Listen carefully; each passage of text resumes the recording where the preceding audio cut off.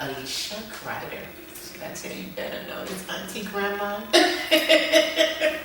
I'll take that. I'll take that. And what's your hometown? Well, I'm one of the few native Washingtonians. All right. And what brings you here today? What is your story? What is your journey? Wow. Well, and let's see, September 2006. I'm sorry, I'm so wrong. It's September 2010, September 6, 2010. I had been having pain probably off and on in my stomach since maybe March. I think I had just gone through a lot. And I had planned to take vacation to Nevada, Las Vegas. So I got my tickets and everything, hotel set up. But I kept having pain. So the person I was going to go with me said, you better go get that checked out.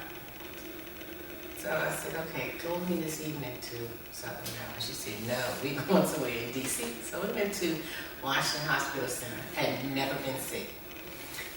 We went to Washington Hospital Center. I think we arrived about 5:30. Well, 10 o'clock that night, they discovered I had a mass. They needed to do a CAT scan, and that one was causing the pain. When they did the CAT scan, that's when it really showed up, and they said, you need to do a colonoscopy. When they went to do the colonoscopy, they realized I had a blockage in my colon. So they said it would be about 3.5 hours for the surgery. But when they went in, they discovered cancer, and it turned out to be 8.5 hours. To save my life. They told me that if they didn't remove it right away, it could erupt, or they'd be doing exploratory surgery to save me. So I said, okay, I agreed to it, and we went under the knife. It was 8.5 hours.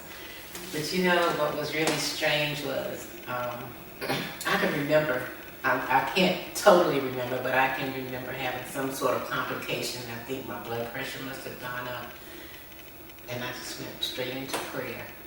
During that prayer, it was like a silhouette of God who asked me to just trust in Him and know that He was God. I don't know whether I was sinking or trying to rise, but He says, stand up, rise, and know that I am God. Put your trust in me. And that's what I did, because when I had never been sick. I just didn't know.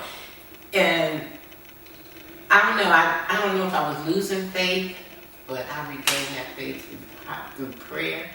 And then when I went to, after the surgery, when I was released and I went to see the oncologist, he wanted to put me on chemo 5 days a week, 6 weeks on, 2 weeks off, 6 weeks on for a year.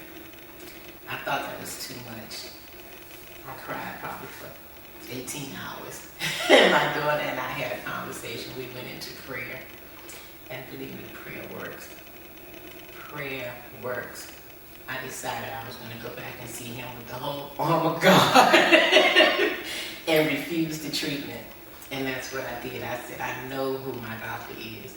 And it was God. And that's what I told him. And I said, I'm going to stand on faith. I asked him if I did not do the chemo, what were my chances for survival? He said, I don't know. If you do the chemo, you have a 40% chance of living a normal life. I said, 60-40. Well, with God, I have 50-50, so I stood on it.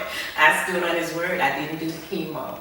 They took 90% of my colon, some of my small intestines, some of my large intestines. And I am here today by the grace of God. It is truly by the grace of God. I've not been sick, not one time since September 2010. And what did it? It's June 23rd, 2013. So I am truly blessed, and I know I'm a walking testimony. So if I can just lift you or anybody up, I think that's my my position to do that, because I know that if it wasn't for the grace of God, I wouldn't be here. You did it. Thank you for sharing.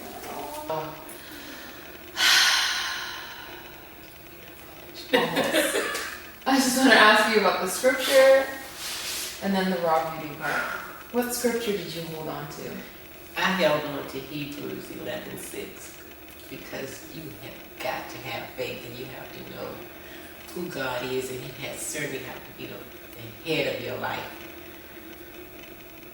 Without Him, there's nothing. What does raw beauty mean to you? In 3 words. Raw beauty means everything to me.